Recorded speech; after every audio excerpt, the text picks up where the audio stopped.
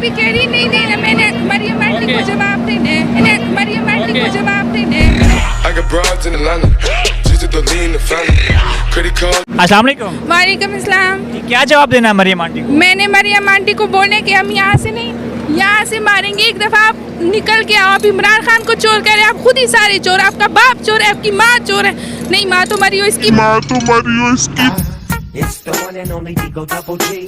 सारा टब्बर चोर है। मरियम आंटी निकलो यहाँ से मारेंगे।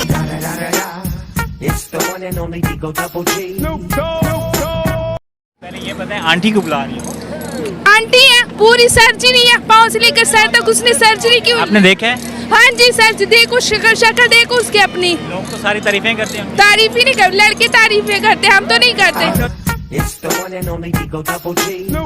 करते। आपने उसकी बेटी की शादी देखी? हाँ, उसकी सबकी देखिए, वो चोर है, सारे चोर हैं।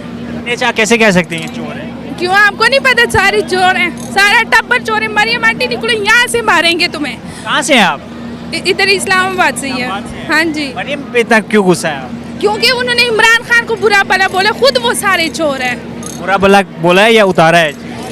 उतारा भी और सारा कुछ बुरा भला, वो खुद सारे चोर है। ठीक है, मेरी बात सुने, अगर मरियम नवाज से आपकी मुलाकात हो जाए, मैं उससे मिलूं, मेरी जूती भी ना मिले उससे। नहीं मिलेंगे आप? नहीं, मैं इमरान खान से मिलूंगी, उसके पर लानत हो।